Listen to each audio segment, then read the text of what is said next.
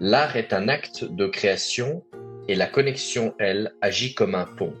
Pour moi, nous sommes tous connectés à tout. Ce qui me semble essentiel, c'est savoir écouter, comprendre et accepter la contradiction.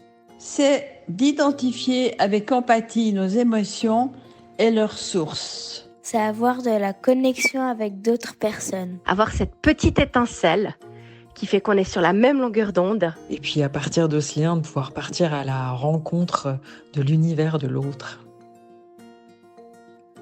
Bonjour Sandrine. Coucou Katinka.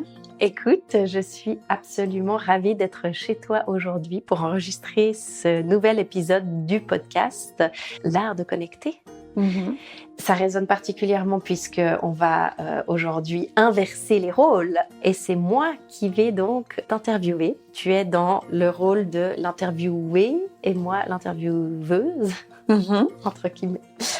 Vous ne me connaissez pas encore peut-être à l'antenne, entre guillemets. Je m'appelle donc Katinka. Je fais partie un peu du team L'Art de Connecter, ou comme Sandrine, comme tu aimes bien dire, tes close people. Voilà. Exactement, tout à fait. On s'est rencontrés il y a bientôt une année maintenant. Oui, exactement. Il faisait froid. Il faisait froid, exactement. On s'est retrouvés bien au chaud dans un café pour boire quelque chose. Je me souviens que ce qui m'a frappée quand je t'ai vue arriver, c'est que je t'imaginais plus grande. En fait, t'étais ce petit bout de femme hyper dynamique, hyper vive. Et c'est vrai que je m'attendais pas à ça, en fait. Toute menue comme ça. Tu dégages quelque chose tellement plus grand que toi, finalement, qu'il y avait un vrai contraste qui me faisait aussi un petit peu penser à moi, parce que voilà, je pense que j'ai un petit peu ce même type de physique. Et voilà, c'est vrai qu'autour de ce café, on a très vite connecté, justement. Et je me souviens que parmi les premières choses, notamment, que tu m'avais racontées, c'était une anecdote qui m'avait beaucoup impressionnée. Tu m'avais dit que tu avais annulé ton premier mariage à quelques jours ou quelques semaines, peut-être. Alors, pas quelques semaines. Non.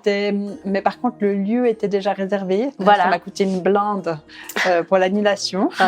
Ouais. Et c'est vrai que voilà, j'ai fait beaucoup de life changing. C'est un peu ce qui me caractérise. Donc, d'abord, je m'orientais plutôt dans les soins de la personne. Je savais pas si c'était être infirmière. J'avais commencé médecine. Le jour où on m'a dit le droit mène à tout, je me suis dit mais c'est exactement ça. Moi, j'ai besoin de cette liberté. Donc, j'ai commencé le droit. Je me suis ennuyée à mourir pendant mes études de droit.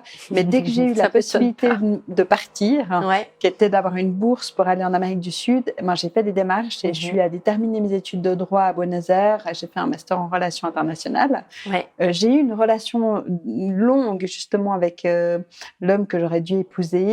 Et puis, à un moment donné, pour moi, c'était pas le bon chemin. Rien à voir avec lui à proprement parler, mais c'était pas la bonne voie. J'étais pas au bon endroit. Et donc, ça, c'était aussi une grosse décision parce que c'est pas simple d'annuler un mariage. Et bien au-delà de ça, c'est mettre un terme à une relation qui existe depuis 11 ans. Oui, ça faisait 11 ans, Oui, et avec 11 années qui avaient été marquées par la perte de mes deux parents. Oui, donc une relation qui était forte. Et j'en ai fait d'autres. J'ai décidé de devenir avocate parce que finalement, je suis rentrée en Suisse par contrainte et non pas par choix. Enfin, j'ai choisi de rentrer, mais en même temps, je ne voyais pas d'autre issue. Donc, quand mon père est décédé, je vivais à Buenos Aires. J'avais mes deux petites sœurs qui étaient là. On avait perdu ma maman 3 ans avant. Et pour moi, c'était une évidence que je devais rentrer. Une succession absolument épouvantable, compliquée, qui a duré des années jusqu'au décès de ma grand-mère. D'accord. Qui a vécu jusqu'à 101 ans. Donc, quand même. En plus, non, pas prolonge en fait. On joue les prolongations tout à fait. Sur le conflit familial. Et donc, un de mes grands changements que j'ai fait, donc j'ai décidé de devenir avocate parce que pour moi, c'était le meilleur moyen de pouvoir être proche des gens. Avant ça, j'avais bossé pour une boîte internationale en droit des marques, mais de nouveau, je m'ennuyais à mourir. Si ce n'est que j'avais réussi à vivre un petit peu dans cet environnement international, puisque j'avais beaucoup d'interlocuteurs qui étaient des Mexicains, des Américains, et je travaillais en fait dans le portefeuille des marques d'un grand groupe mexicain. Donc, j'avais la chance de pouvoir utiliser mes langues, d'être connectée, mais en soi, le travail n'était pas intéressant. C'était le juridique du droit des marques Danemark. Pour moi, il manquait vraiment le contact humain. À un moment donné, je me suis dit, bon, je suis ici en Suisse, tu es là pour rester encore un long moment. Donc, qu'est-ce que je fais? Et je me suis donc dirigée vers le brevet d'avocat. J'ai pratiqué le barreau pendant presque une bonne dizaine d'années, y compris le stage. Oui. Par contre, la médiation m'a vraiment ouvert la porte de autre chose. Et donc, un énorme changement en 2018 où j'ai claqué la porte de l'étude dans laquelle je me trouvais, où j'étais associée, pour ouvrir Alterneo, donc une société qui existe toujours, spécialisée dans la gestion des conflits, dans la médiation, la négociation. Donc ça, c'était un gros changement aussi. Et puis, le dernier changement, je l'ai fait il y a bientôt 2 ans avec la création de l'art de connecter, où là, j'ai vraiment pris une posture un peu différente, qui est vraiment apporteuse de ressources, de la formation, du coaching. C'est vraiment mes formations de coach qui, là, prédominent aujourd'hui dans l'art de connecter. Tout à fait. Alors, avant de bifurquer effectivement vers l'art de connecter, la connexion, on va y revenir longuement. Peut-être juste effectivement de rebondir sur ce que tu viens de commenter pour dire qu'effectivement, l'une des choses qui te caractérise à travers ton parcours, et là tu viens de le mettre en avant, c'est finalement une grande lucidité, je dirais, qui te permet à des moments clés de tout à coup avoir ce retour sur soi et d'être capable de sentir finalement est-ce qu'on est au bon endroit, est-ce qu'on va dans la bonne direction. Et c'est pas simple parce qu'on voit dans ton cas, ça t'a quand même amené notamment à annuler un mariage, une relation de 11 ans, ça t'a mené à revenir en Suisse alors que tu vivais à l'étranger. Enfin voilà, comme tu dis, des gros changements. Et cette capacité et cette lucidité et ce courage aussi, ça demande du courage tout ça. Donc voilà, moi j'étais très impressionnée d'emblée par ça. Est-ce que tu saurais dire en quelques mots ce qui fait que tu as été capable dans ces moments-là de faire ces changements? D'où ça venait? Peut-être même à l'intérieur du corps ou... Je pense que si je dois le conceptualiser l'intellectualiser, je vais dire que c'est la liberté. Moi, ma valeur fondamentale, c'est la liberté. Et au moment où on essaye de m'étriquer ou de m'enfermer dans quelque chose qui n'est pas suffisamment fluide, pas suffisamment ouvert, je vais réagir. Et je peux réagir très fortement. Et comme tu l'as dit, c'est annuler un mariage, c'est quitter une association, me fâcher avec des gens qui n'auront de toute façon pas compris pourquoi je fais ce changement. Mon moteur, il est là. C'est ma liberté. C'est marrant parce que ça peut être très paradoxal. Parce qu'il y a des gens qui, avec l'âge, deviennent moins courageux, ils s'enferment dans leur schéma, dans leur quotidien. Tout à fait. Moi, j'ai plutôt tendance à faire l'inverse, en fait. Et c'est aussi grâce à toutes les formations que j'ai faites, notamment la dernière que j'ai faite à San Diego avec Stephen Gilligan, qui est pour moi certainement une des formations les plus résonantes par rapport à mon parcours, à qui je suis, de cette capacité d'entendre les différents appels qui viennent à moi. L'appel d'aller à San Diego, l'appel de changer, de bifurquer dans mon parcours, et je me suis donné les moyens d'y arriver. Oui, tout à fait. Est-ce que tu voudrais, avant de revenir sur la connexion et notamment cette formation à San Diego que tu viens de terminer, qui effectivement est tout à fait passionnante.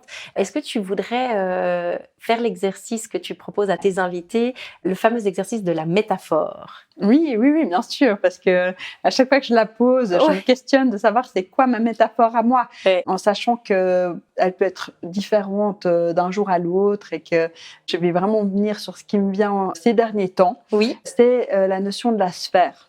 Parce que pour moi, une sphère, ça roule déjà. Ça peut être assez tout-terrain. Voilà, on espère qu'elle roule bien. Comme la roue de la communication, d'ailleurs. On espère que ça roule bien, que c'est fluide, c'est flexible, ça peut rebondir. Parce que, je veux dire, avec le parcours que j'ai eu, si j'avais pas ça, je pense que ma vie serait plus compliquée de pouvoir rebondir, de pouvoir être un peu tout-terrain, de toujours avancer. Moi, j'ai besoin d'être en mouvement. Moi, le côté statique, ça me convient pas du tout. On le voit quand il se passe rien, je vais tourner en rond. Comme la sphère. Donc j'aime bien cette image, elle me caractérise bien. Et puis la sphère, il y a aussi une notion de la Terre, il y a une notion qui est aussi l'univers.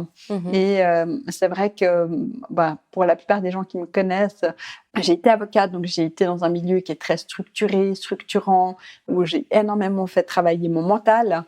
Et en même temps, chez moi, la connexion, elle se situe à un autre niveau. C'est au niveau plus corporel et spirituel.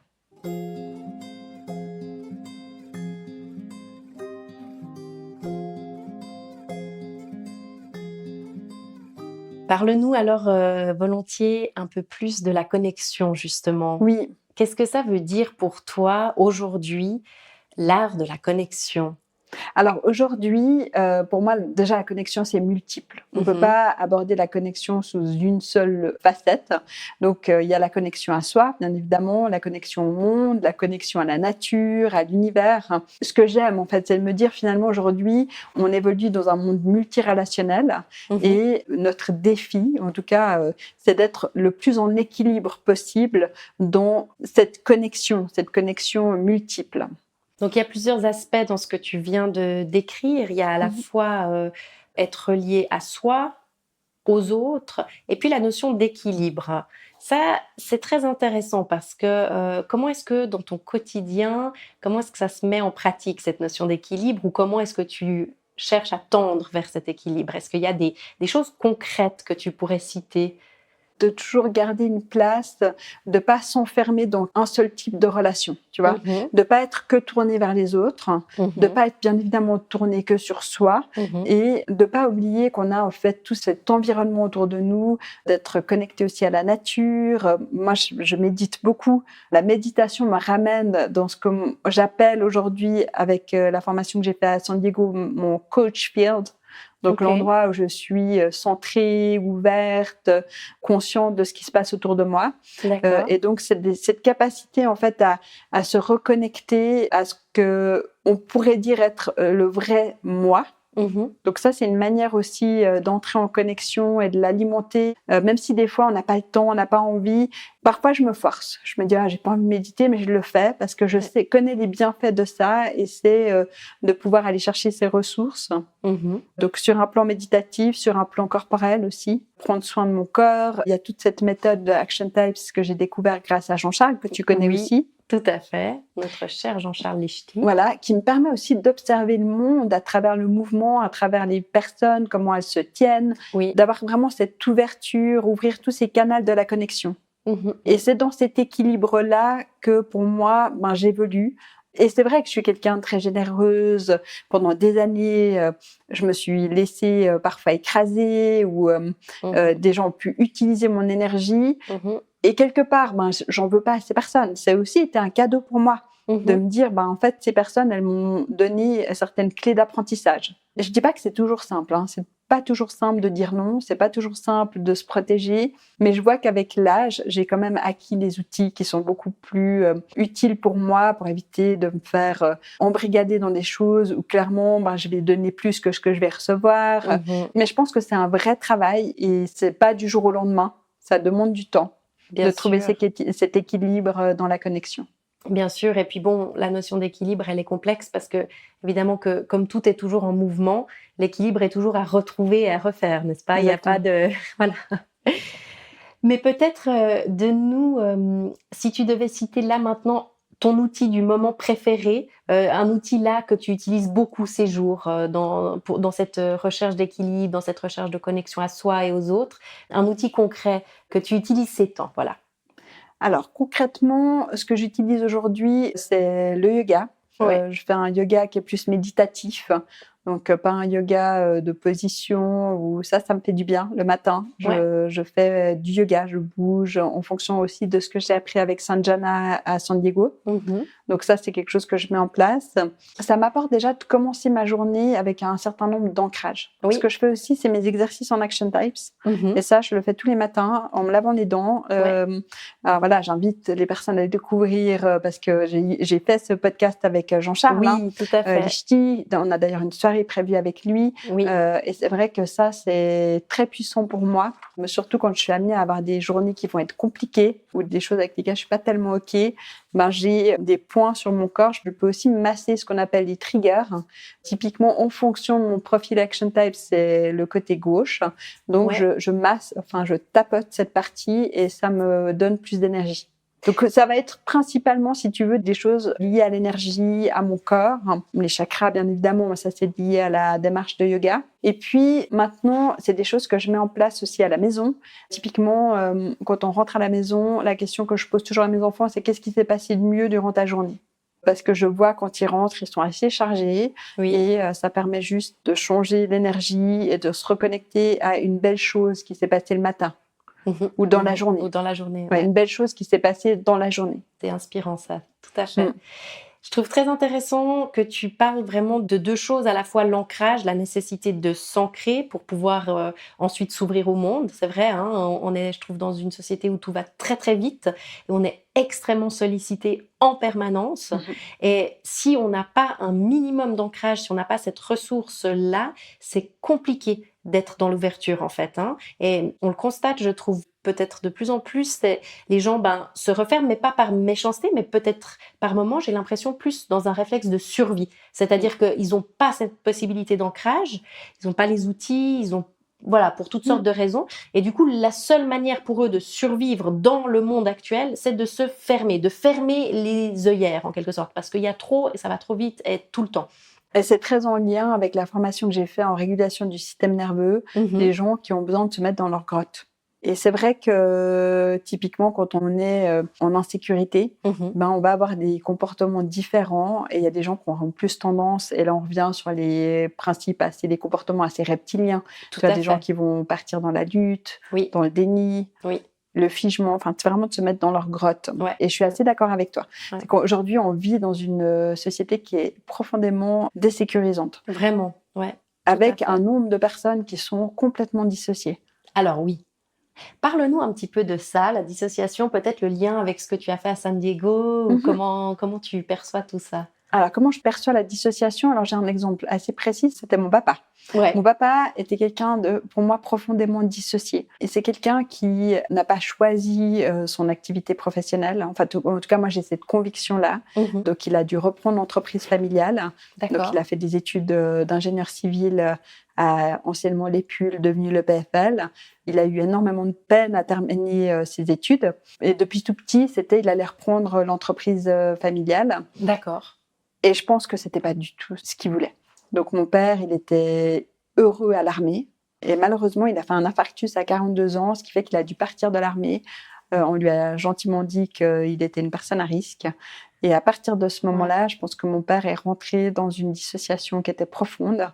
Bon, il a vécu un divorce avec ma mère hyper compliqué, super conflictuel, la succession de mon grand-père était absolument un enfer pour lui. Et donc, il a compensé par des comportements qui peuvent être liés aussi à l'alcool, des fois des comportements aussi par rapport à la colère qu'il pouvait avoir vis-à-vis de nous, vis-à-vis de ses filles. Et pour moi, c'est comme ça que je le perçois, la dissociation. D'accord. Et je pense que malheureusement, aujourd'hui, on a beaucoup de gens qui vivent dans ces dissociations, qui ne vivent pas, on va dire pas la vie de leurs rêves, on s'entend, mais qui sont en énorme décalage entre leur environnement et ce sur quoi ils ont envie de contribuer sur cette terre. Et donc, tant qu'on est dans une forme d'adaptation, ça va, parce que nos schémas fonctionnent, et un jour, la vie fait que ça fonctionne plus. Voilà. D'où cette phrase que j'adore, la vie nous pose toujours la même question jusqu'à ce qu'on y réponde. J'adore aussi cette phrase. Ouais. De ma maman spirituelle d'ailleurs, qui est certainement en train de m'écouter. Ah oui, on lui dit bonjour. Exactement. Et je me dis, mais en fait, aujourd'hui, on a des outils, on a des moyens de pouvoir aller vers quelque chose qui soit plus, on parlait d'équilibre, plus serein. Et c'est ça que j'ai envie de promouvoir. C'est très profond ce que tu dis, ça résonne aussi beaucoup chez moi. J'ai eu plusieurs fois des frissons en t'écoutant, et notamment en t'écoutant parler de ton père. Qu'est-ce que tu aurais envie de dire à ton père si tu pouvais lui parler là aujourd'hui? Alors je lui parle. Tu lui parles déjà? Ah bah parfait. Oui, en fait, mon père, je le sens. Ouais. J'ai même eu ce qu'on appelle une expérience. Alors après, entre ceux qui vont entendre ce que je vais dire, d'autres qui vont me dire que c'est mon cerveau qui a créé, peu importe. Oui, moi, le résultat est le même, peu importe finalement que ce soit ton cerveau qui a créé ou pas. C'est le résultat le même. Voilà, exactement. Et donc, l'énergie de mon père, je la sens. Et donc, j'ai dû aussi faire une forme de travail par rapport à mon père, parce que mon père donc, est décédé. Moi, je vivais à Buenos Aires. Donc, à cause de lui, par lui, peu importe, je suis revenue en Suisse. Et puis, c'est vrai qu'il ne nous a pas laissé une situation qui était très simple. Mon père, il est mort d'un arrêt cardiaque. Donc, c'était du jour au lendemain. On s'est retrouvés avec la société, plein de choses à gérer, rien n'était clair. Et donc, il y avait une forme de colère, bien évidemment, bien sûr. par rapport à lui. Donc, j'ai dû aussi travailler ça. Et aujourd'hui, finalement, ce que je peux lui dire, c'est toujours le remercier parce qu'il a fait avec les moyens qu'il pouvait. Je sais qu'il est encore là. Si j'ai typiquement un truc qui me pose problème ou que j'ai une incertitude, je sais pas trop quoi faire, je lui pose la question. Puis je regarde et peut-être le lendemain, je saurai quoi faire. D'accord. Donc, il y a une forme de peut-être plus de guide aujourd'hui, de la place qu'a mon papa dans ma vie. Mhm. Et pourtant, Dieu sait que dans cette vie ici, s'il y en a d'autres, on était très en conflit. Oui. Mon père et moi, Oui. on était beaucoup dans le conflit. J'étais la syndicaliste de la famille. Bien évidemment, mon père, donc major à l'armée, avait des manières de fonctionner qui me convenaient pas du tout. Ouais, Et sans donc, blague. il y avait beaucoup de tensions. Mais quand lui était en difficulté, typiquement quand je vivais à l'étranger, qu'il avait des difficultés avec mes sœurs, il m'appelait Mhm. pour me demander quoi faire. D'accord. C'est quand même vers toi qu'il se tournait. Il se tournait quand même vers moi, Ouais. exactement. Ouais. Et c'est vrai que j'ai eu cette chance de faire un magnifique voyage avec lui avant qu'il décède, parce que mon père est décédé une semaine après être rentré d'Argentine. D'accord. Il Donc- était venu te voir. Il était venu me voir, donc Ouais. depuis le début, quand j'ai annoncé mon projet de partir en Argentine, mon père, en fait, il avait une perception de moi qui était pour lui une critique et pour moi le meilleur compliment qu'il pouvait me faire. Il disait autour de lui, moi, ma fille, si à la porte d'un avion ouverte, elle saute dedans. J'adore. Voilà. Tellement juste. Et c'était vraiment ça. Ouais, et moi, ouais. jusqu'à mes 30 ans, peut-être, pratiquement mes 30 ans, parce que j'ai continué à beaucoup voyager, même quand je bossais pour la boîte mexicaine, Ouais. eh bien, l'avion, c'était mon moyen de transport. Je prenais l'avion plus que la voiture, presque. Et donc, c'est sûr que on n'avait pas du tout la même perception. Mon père, il avait la trouille de l'avion. Chaque fois qu'il devait faire un grand voyage, il l'avait annulé à la dernière minute parce que il avait peur. Et quand je suis partie en Argentine, il m'a dit, je viendrai te voir en Argentine. Et je lui ai dit, écoute, je te croirai au moment où je viendrai te chercher à l'aéroport d'Ezeiza, donc à Buenos Aires, mais ne me dis pas que tu vas venir parce que pour l'instant, c'est un projet. Et en fait, il est venu. Il est venu. Et donc, il est venu avec une amie très proche de la famille et ils ont débarqué. On a fait des magnifiques voyages ensemble. Wow. Et ça a été pour moi le plus beau cadeau. C'est-à-dire que j'ai pu, durant ce voyage, parler avec mon père, avoir quelqu'un qui était réceptif. On a pu, on va dire, philosopher sur la vie, mais ce qu'on faisait déjà. Mon père et moi, on philosophait beaucoup sur la vie. On avait vraiment une connexion spirituelle. Et il est décédé une semaine après être rentré de ce voyage. Une semaine après être rentré de Buenos Aires. Ouais, ben. Tu évoquais, Sandrine, tout à l'heure, lorsque tu parlais de ton père, de cette forme de dissociation. Et en parlant de dissociation, tu disais que c'était important de savoir finalement quelle était notre mission ici-bas et ce à quoi on voulait contribuer. Est-ce que tu pourrais nous faire part de ta mission ici-bas ?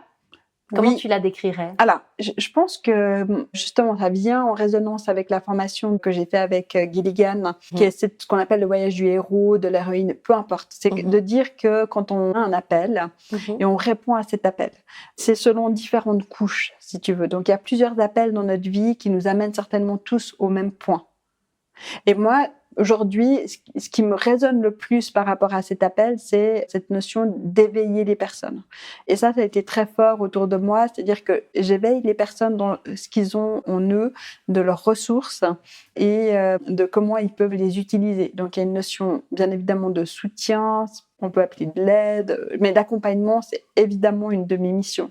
D'accord. Après, à voir quelle forme ça va prendre. Oui. Mais effectivement, j'ai cette capacité, en fait, de lire à travers les personnes. C'est que j'arrive à voir ce que ressent la personne.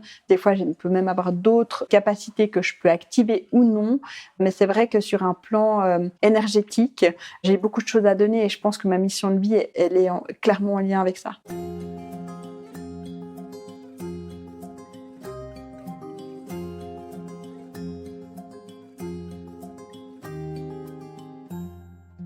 J'avais accompagné un psychiatre qui a été un de mes coachés et une fois, il m'a dit « Ça va vous sembler très bizarre ce que je vais vous dire, mais j'ai l'impression que d'une séance à l'autre, je ressens votre énergie. » Donc, c'est ça, c'est de permettre aux gens de bouger et de leur permettre ces prises de conscience qui sont absolument fondamentales, je pense, voilà, pour pouvoir effectivement s'approcher de plus de ce qu'on a envie de contribuer ici.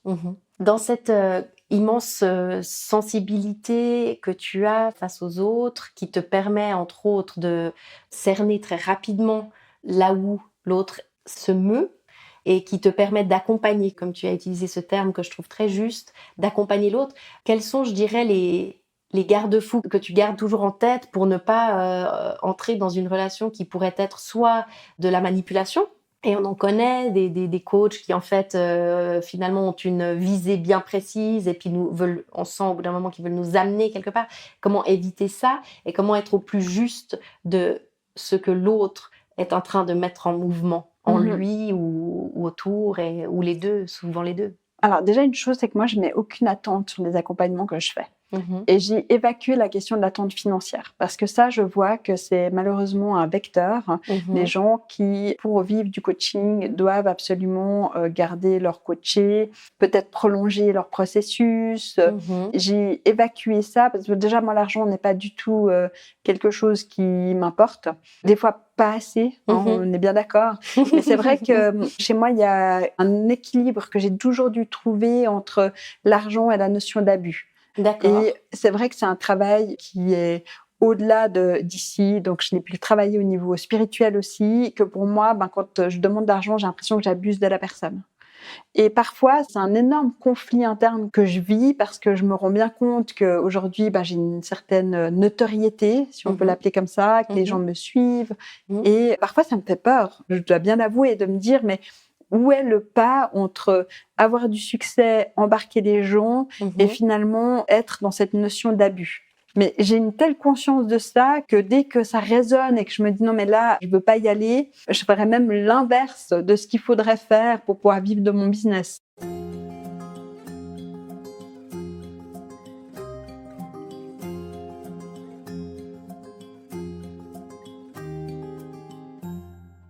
Et une autre chose qui est très importante pour moi, on parlait de liberté, et cette valeur de la liberté, je pense qu'elle s'inscrit dans mes accompagnements, c'est que je veux pas rendre des gens dépendants de moi. Et je vais beaucoup travailler la responsabilisation, le fait que la personne, elle a ses ressources en elle. Et donc, bien évidemment, je ne fais pas des coachings qui durent 2 ans. Moi, quand j'ai des gens autour de moi qui font des coachings pendant 2 ans, je me dis là, il y a un problème. Je ne crée pas cette dépendance. Pour moi, ça résonne trop fort. Donc, je vais dire, voilà, on se voit, on va faire un nombre de séances et ça s'arrête. Je suis très cadrante avec ça. Ce qui est très bien, je pense, ouais. Tu as beaucoup parlé de liberté, qui est un terme qui peut paraître galvaudé aujourd'hui. Comment tu définirais la liberté? C'est difficile, hein? Ouais, alors effectivement, moi je vais te dire comment je la vis. Moi, ma liberté à moi, ça part déjà dans les liens. Moi, elle se traduit par mon indépendance. C'est-à-dire que j'ai besoin d'être indépendante. J'ai besoin de ne pas m'embrigader dans une relation qui va m'enfermer, qui va m'empêcher. Justement, je pense aussi de répondre à ces appels que j'ai et qui pourraient être beaucoup plus forts que la relation qui pourrait m'emprisonner. Je te donne un exemple. Pour moi, il y a une évidence que quand je serai plus âgée, je partirai faire du bénévolat. J'ai besoin d'aller contribuer autrement et j'aurai plus, peut-être, on l'espère, besoin de gagner ma vie et que ce sera plus quelque chose d'obligatoire. Et donc, même si ça devait finalement signifier que mon époux ou l'homme avec qui je serais, parce que mon époux est mon époux aujourd'hui, et je dis toujours la vie a plus d'imagination que soi. Alors, ça, je confirme. Voilà. Pour moi, c'est assez une évidence que je partirai faire du bénévolat. Oui. Et ça, c'est ma liberté qui va prendre le dessus. Prendre le dessus, d'accord. Quand tu parles de relations enfermantes, est-ce que tu peux nous donner un exemple d'une relation enfermante que tu as pu vivre, même si c'est peut-être très anodin, ça peut être même une relation toute anodine dans ton quotidien, mais où quelque chose venait empiéter sur ce sentiment, ce besoin de liberté? Oui, j'ai des exemples. Enfin, pour moi, la relation enfermante, c'est quand les gens posent des attentes sur moi. D'accord. Des attentes que je vais leur ramener du business ou des gens qui créent une forme de dépendance avec moi. Et pour moi, ça, c'est horrible. Et d'imaginer que l'autre personne pourrait, par exemple, pas vivre sans moi, je vois déjà que même corporellement, c'est en train de résonner. Oui, tout à fait. Donc, ça rejoint cette notion de responsabilité que tu disais, être responsable, pouvoir répondre de ses actes. Chacun doit pouvoir répondre de ses actes.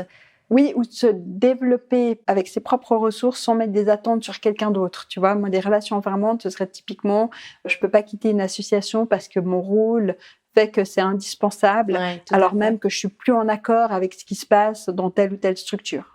Ça, pour moi, c'est clairement une relation enfermante qui fait que je vais réagir fortement. Merci beaucoup. Est-ce que tu peux nous raconter un peu plus sur cette formation que tu as suivie à San Diego? Oui. Alors, cette formation, ça a été, on va dire, l'aboutissement ou pas, parce que je vais continuer à me former, mais elle est venue, on va dire, compléter tout un parcours que j'avais déjà initié dans le domaine du coaching à Genève. Donc, moi, j'ai fait une formation à l'IDC avec Hélène Aubry-Donton, qui est une femme qui a été formée à l'époque par Robert Dilts et Gilligan. Ouais. Et pour moi, c'est une formation qui a énormément résonné parce que c'est des outils qui peuvent être très pratiques, mais qui amènent toujours beaucoup de profondeur avec une influence de PNL assez importante, parce que Robert Dilts, il est connu comme étant celui qui a amené la PNL dans le coaching, dans une manière, on va dire, plus efficace de l'utiliser, parce que si tu fais une formation PNL classique, c'est très protocolaire, alors que là, il y avait vraiment une manière plus simple de permettre aux gens de prendre du recul, de mettre de la perspective. Et pour moi, ça a été vraiment une magnifique formation. Après, j'ai fait d'autres choses. J'ai été formée en régulation du système nerveux, la théorie polyvagale, parce que, bien évidemment, de comprendre que finalement, notre système nerveux, c'est ce qui commence en premier. Tu vas dans un endroit, c'est est-ce que je suis en sécurité, pas en sécurité, et de pouvoir développer cette flexibilité vagale, qui est un peu de la pendulation entre des états, on va dire, d'insécurité à de la sécurité. Donc ça, c'est une étape de plus. Et finalement, San Diego, ça m'a vraiment permis de l'amener à un autre niveau.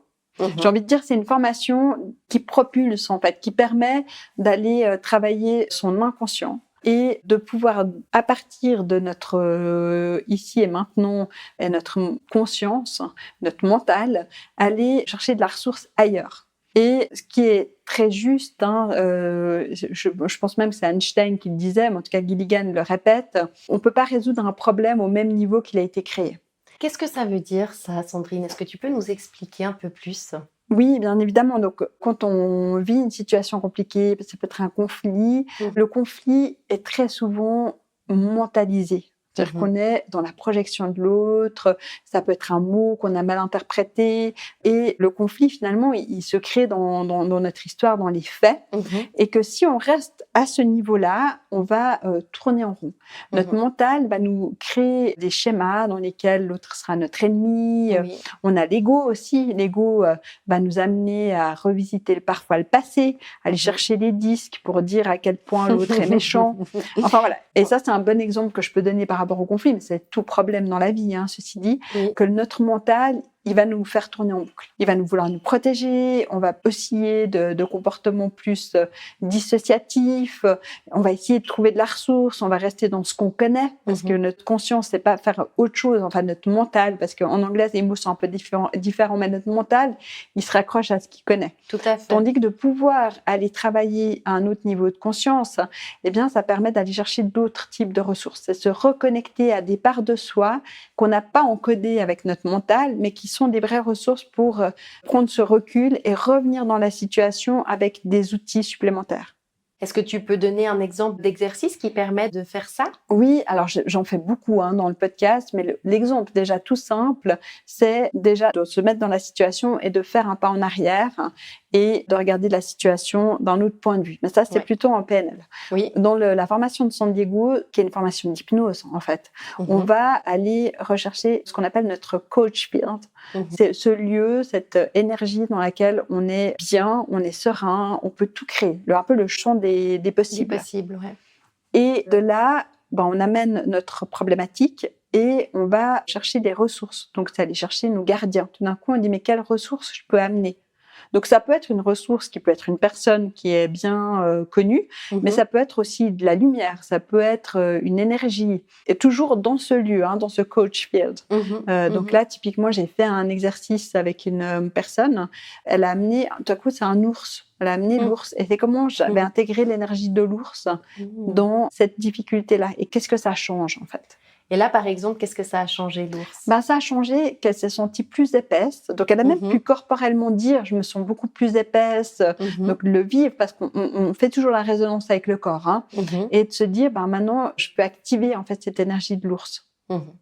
Donc, c'est sûr que face à un dilemme, si on se sent ours, on se sent en capacité différente pour affronter le problème. Ou prendre sa place. Oui. Là, c'était surtout oser mettre des limites, Ouais. s'exprimer, parce qu'il y a beaucoup de gens qui ont peur de dire. Hein. Oui. La Oui. peur de blesser. Enfin, on a surtout peur de la réaction de l'autre. Bien sûr. Et puis, on n'a pas peur de l'autre en soi, on a peur de ce que ça va résonner chez nous. Oui, ça c'est très important de le dire, je trouve. Il faut le souligner parce qu'on croit toujours qu'on a peur de la réaction en face. Et en fait, c'est pas ça, c'est pas là où ça se joue. Hein. Mhm. C'est ce qui ensuite vient nous, oui, comme tu dis, qui est activé chez nous et qui Exactement. est difficile à vivre, mais pour nous, en fait. Mhm. Ouais. Oui, parce que parfois, puis alors il y a aussi, parfois on projette des choses, nous on en fait une montagne, alors que Mhm. pour l'autre, c'est pas quelque chose d'important. Mhm. C'est intéressant de se rendre compte qu'on s'est fait plein de films, Mhm. que nous, ça nous a empêché de dormir, Mhm. que ça a créé tellement de mal-être, Mhm. alors que pour l'autre, on n'est pas au même niveau. Oui. La question des niveaux, elle est très présente dans ce qu'on vient de dire, parce qu'il y a à la fois les niveaux avec l'autre. C'est vrai que très souvent, on n'est pas au même niveau.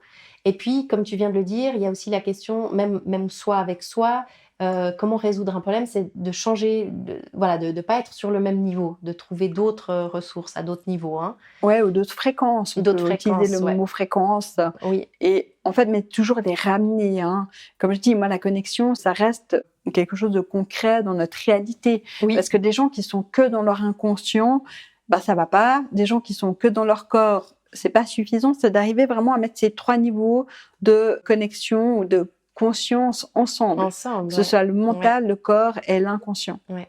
Alors ça tombe bien, on a justement 3 ateliers jusqu'à Noël, n'est-ce pas, Exactement. qui vont explorer ces 3 pôles. Oui. Donc on a mis sur pied effectivement avec Jean-Charles Lichty et Nicole Tornard. Donc je redonne peut-être vite les dates maintenant ou Oui, en fin mais un d'épisode. peu, Ouais. volontiers. Donc ce sera le mardi 7 octobre, l'art subtil du langage, premier volet de cette trilogie à 18h. Donc le lieu c'est toujours le même, c'est le Von Shop Projecto au centre-ville à la rue Neuve 8 à Lausanne. Le deuxième volet, donc avec notamment Jean-Charles, ça sera le jeudi 6 novembre, le langage du corps. Et puis le troisième volet, le 27 novembre, pour se connecter à son intuition avec toi notamment, et des invités surprises. Une invitée surprise. Tout à fait.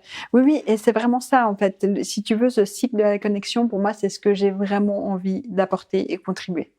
Et de me dire que si dans ce monde, on a plus de gens qui sont capables d'avoir cette connexion à 3 niveaux, déjà, on aurait une société qui irait beaucoup mieux. Et voilà, essayer de le faire à notre échelle, aux gens qui vont être réceptifs, parce que de nouveau, on revient sur le fait qu'il y a des gens qui, aujourd'hui, sont pas prêts. Peut-être qu'ils seront prêts demain, ou peut-être jamais. Ouais. Et en même temps, j'ai envie de dire, c'est pas mon problème. Je suis pas là pour sauver les gens qui n'ont pas envie qu'on les sauve. On peut mener l'âne à la fontaine, mais on peut pas le faire boire, c'est ça? Exactement. Hein, je veux dire, pour moi, j'ai appris aussi que tout le monde n'est pas réceptif et c'est OK. Et ça veut pas dire que ce que je propose, c'est pas intéressant, que c'est pas bien. Ça va toucher des choses qui sont quand même assez profondes. Et c'est heureusement ou malheureusement pas accessible à tout le monde.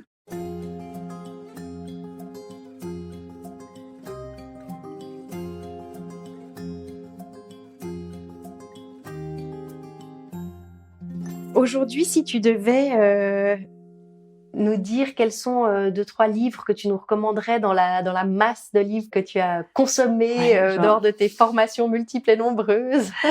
J'en ai effectivement, j'étais en train de me dire, mon Dieu, il faut que j'arrête. Mais j'ai une tablette, heureusement, ce qui fait que j'ai moins de livres. Ouais. Moi, mes livres vraiment phares, il y a le livre de Thomas Dansembourg que je relis, je pense, tous les 2 ans. Cessez d'être gentil, soyez vrai. Oui, parce que voilà, il vient vraiment amener ces notions de communication non violente. Ça, c'est un livre qui me marque et qui me marque encore aujourd'hui quand j'ai envie de me remettre un peu sur le modèle de communication, on va dire premier niveau. Oui, tout à fait. Donc, il y a celui-là, il y a aussi un bouquin que je recommande beaucoup à mes managers que je forme, c'est « Avoir le courage de ne pas être aimé ». Oui, il est formidable celui-là. Ouais, moi, je l'ai beaucoup, beaucoup aimé aussi. Je l'ai relu pour la 2e fois cet été. Ça, c'est vraiment pour moi mes livres que je recommande, qui me permettent aux gens de d'avancer, de pouvoir prendre vraiment cette hauteur. Après, moi, j'aime beaucoup Christophe André. J'ai une connexion particulière à son travail. J'écoute ses méditations. Je trouve qu'il fait des très bonnes méditations. Ce que j'aime chez lui, c'est ce côté d'être non seulement dans un milieu très académique, d'être un psychiatre, et d'avoir l'ouverture à justement l'inconscient. Et c'est ce que j'ai remarqué quand j'étais à San Diego, c'est que la plupart des participants avaient tous un ancrage ou une carrière professionnelle qui pouvait être très technique, très analytique, et qui ont complètement cette ouverture en tant que coach dans l'accompagnement. Notamment, je me permets de parler d'Eva. Eva, on a prévu de faire un podcast ensemble. Eva, donc, elle dirige une énorme société de nettoyage en Allemagne. Et à côté de ça, donc, elle est thérapeute systémique. Je crois quand même qu'elle a une formation de psychologue. Et elle fait du somatic dance, somatic movement. Elle accompagne les familles dans les constellations d'équipe, dans le relationnel. Donc, on voit vraiment cette dualité. Et pour moi, c'est ça qui m'inspire. C'est les gens qui sont dans cette dualité-là. Et la plupart de mes invités du podcast, ils ont ce double ancrage, qui est pour moi très, très intéressant à explorer. Alors, je travaille beaucoup dans le milieu des ingénieurs parce qu'ils ont une énorme créativité. Oui, tout à fait. Et c'est vrai qu'on a tendance peut-être des fois à sous-estimer les ingénieurs ou les gens plus techniques ou scientifiques, à se dire qu'ils sont finalement effectivement branchés sur une certaine fréquence. Et en fait, effectivement, on constate très souvent qu'ils sont très ouverts et qu'il y a plein d'autres fréquences qui leur sont accessibles. Tout à fait. De facto, ouais. Exactement. Et si tu devais alors dire qui tu aimerais avoir prochainement sur ton podcast, en plus d'Eva, dont on a parlé à l'instant? Oui, qui sera. Donc, c'est pas un souhait, entre guillemets, parce qu'Eva va être sur ce podcast. Elle va être, oui. Ça, c'est bon. Oui. Alors, j'adore Eckhart Tolle. J'avoue que j'aime beaucoup ce qu'il amène. Le pouvoir du moment présent a été une vraie découverte et une révélation pour moi. Je l'ai vécu dans des moments très, très difficiles, avec un deuil, avec des moments rudes où ça m'a permis d'accompagner. Là, c'était pas moi qui vivais ce deuil, mais de pouvoir accompagner cette personne en toujours la ramenant dans le ici et maintenant. On sait pas ce qui va se passer demain, mais on est maintenant dans le ici. Et je l'utilise aussi pour moi. Quand j'ai des épreuves, des choses compliquées, je me reconnecte au moment présent. Et donc ça, c'est vraiment basique. Pardon de le dire comme ça, c'est basique dans le bon sens du terme, mais c'est vraiment de dire, voilà, le passé n'existe pas, le futur, on ne sait pas ce qui va se passer. Le futur, on l'a projeté. Voilà, exactement. Et donc, la seule chose qui existe, c'est le présent. Hein, en fait. Exactement. Mais qu'est-ce que c'est dur d'être dans ce présent, parce que le mental va toujours nous amener ailleurs. Il va nous amener dans la projection, qu'est-ce qui va se passer aujourd'hui, et si. Et le passé, parfois, malheureusement, il y a des gens qui sont enfermés dans leur passé. Leur passé, c'est ce qui les identifie. Et ça, c'est aussi important de lâcher, en fait, ce passé, de se libérer de ça. Oui, alors justement, dans le livre que tu évoquais tout à l'heure, Avoir le courage de ne pas être aimé, c'est un des traits saillants qui m'a le plus frappé, cette notion qui a été vraiment théorisée par Adler, de ne pas laisser le passé nous déterminer. C'est-à-dire qu'à aucun moment, on est notre passé, mais qu'on a cette liberté d'en faire à chaque moment quelque chose de différent, si on le veut, en fait. Oui, et il y a un livre que j'ai envie de partager sur le relationnel. En fait, il y en a deux. Il y en a un qui s'appelle Rhizosphère. C'est un psychologue, professeur à l'Université de Lausanne. Ça me rappelle que j'ai envie de le recontacter pour qu'il soit sur ce podcast, qui a fait un livre sur l'amitié. Et ce livre, moi, il m'a énormément inspirée parce que moi, j'ai une meilleure amie. Ma meilleure amie, on est amies depuis qu'on a 4 ans. Donc, on est toujours amies aujourd'hui. C'était ma témoin de mariage. Aujourd'hui, elle vit en Grèce, donc elle a beaucoup voyagé, elle a vécu en Hollande, mais on a ce lien très très fort parce que pour moi l'amitié c'est on n'a pas de masque, on est qui on est, on n'a pas peur d'être jugé par cette personne-là. Et avec Lisa, c'est intéressant, c'est une anecdote qu'on a vécue quand moi je suis partie aux États-Unis. Quand j'avais 17 ans, j'ai tout quitté, je suis partie en Californie, j'avais besoin de, je pense, fuir aussi l'environnement familial avec le divorce de mes parents qui était très difficile. Et donc, je suis partie faire une année en high school, ce qui n'était pas commun. Aujourd'hui, on a de plus en plus de jeunes qui partent. À mon époque, il fallait œuvrer pour que ce soit possible. Donc, je suis partie vivre aux États-Unis. Et donc, je m'étais rendu compte avant de partir qu'avec Lisa, elle m'avait par exemple pas invitée à son anniversaire ou elle avait son groupe de copains parce qu'on n'était plus dans les mêmes classes et moi ça m'avait fait mal. Et je lui avais écrit une lettre depuis Santa Barbara, donc en Californie. Et elle m'a répondu. Et pour moi, c'était vraiment quelque chose que je garde parce que on avait 17 ans. Tu vois, 17 ans, finalement, elle aurait pu se dire, mais qu'est-ce qu'elle m'écrit, ne pas répondre ou être plus dans un... Et non, pas du tout. Elle m'a écrit, elle s'est excusée de comment notre relation avait évolué. Quand je suis rentrée, on s'est vu l'été parce qu'elle, après, partait faire une année aux États-Unis. D'accord. Et pour moi, c'est une personne avec qui je suis totalement en confiance. Il y a zéro jugement. On peut tout se dire. Ah, ça, c'est précieux. Hein. Et ce livre, Rhizosphère, explique justement cette amitié entre deux hommes. Ils ont deux philosophies de vie totalement différentes. Donc, un qui est cuisinier, qui aime avoir plusieurs femmes. Et puis, il y en a un autre qui est prof, qui est beaucoup plus carré, qui est beaucoup plus dans l'autoflagellation. Et de voir comment ces deux amis, en fait, ont ce vrai lien entre eux. Et il est magnifique, ce livre. C'est un roman. C'est un roman. Et il s'appelle Rhizosphère. Rhizosphère. Voilà. De Daniel Cordonnier. D'accord, Daniel Cordonnier. Donc lui, c'est quelqu'un que tu aimerais inviter dans le podcast avec Eckhart Tolle, que tu as cité. Et alors Thomas Dansembourg, ça définitivement, si je peux avoir Thomas Dansembourg dans ce podcast, je serais juste enchantée. Oui. Alors j'ai possiblement des liens en Belgique avec Anne-Marie Boudard, à voir si ça se fait ou pas. Ok. Mais j'avoue que c'est vraiment des personnes que j'aimerais beaucoup avoir dans l'art de connecter. Oui, tout à fait. Merci beaucoup, Sandrine. Mais merci à toi. C'était vraiment un grand plaisir de partager ce moment, de pouvoir échanger, de revenir aussi sur ton parcours vraiment impressionnant. Est-ce qu'il y a encore quelque chose que tu aimerais partager avec nous aujourd'hui ? J'ai beaucoup parlé de mon père, j'ai peu parlé de ma maman, qui est pourtant aussi très présente. Ma maman, c'est celle qui m'a donné cette fibre sociale. Ma maman, elle était enseignante spécialisée. Moi, j'ai travaillé aussi beaucoup avec des handicapés quand j'étais jeune. D'ailleurs, j'ai dit, il y a eu un moment donné, j'hésitais à être dans les soins ou faire autre chose. Et donc, c'est aussi quelque chose qui est très important pour moi, de pouvoir donner ses soins à la personne.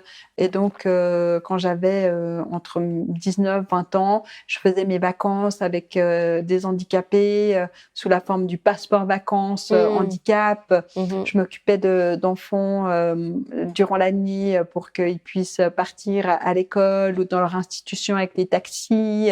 Donc, c'est vraiment une part très, très importante de moi qui est toujours vivante, qui se traduit aujourd'hui par différentes manières dont je peux aider, être là dans des choses qui peuvent être très difficiles parce que moi, la souffrance, elle me fait pas peur. Et on est dans une société aujourd'hui où la souffrance peut vraiment encore plus désécuriser, alors que chez moi, la souffrance, c'est quelque chose que je peux tout à fait traverser et je peux aider les personnes à la traverser.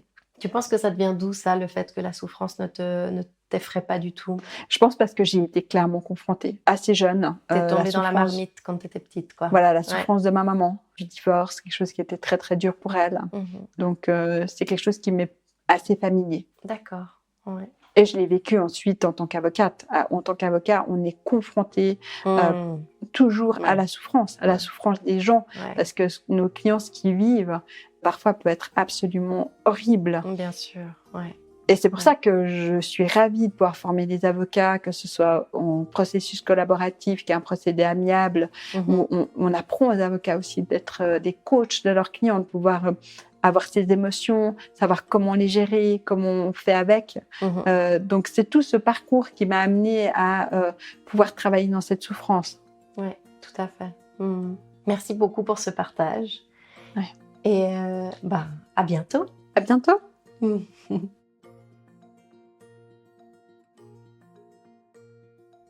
Je vous remercie d'avoir pris le temps d'être resté jusqu'au bout de cet épisode.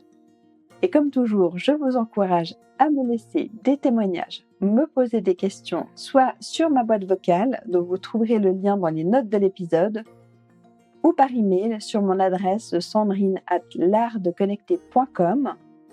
Et bien évidemment, je serais ravie, si mon concept vous plaît, que vous puissiez me soutenir en parlant autour de vous de l'art de connecter, en me mettant des avis et des petites étoiles, ça fait toujours plaisir.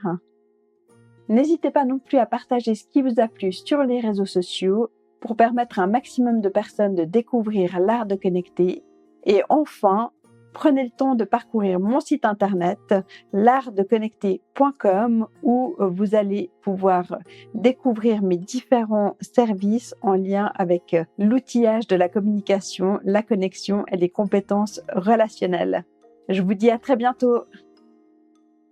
Pour moi, l'art de connecter les gens, c'est de connaître les forces et les faiblesses de chacune des personnes de son réseau, amis, collègues, famille, et de savoir qui serait leur meilleur complément pour un projet, un problème, une envie. Il faut oser dire ce qu'on pense. L'art de se connecter, c'est rapprocher les civilisations. Connaître pour mieux unir.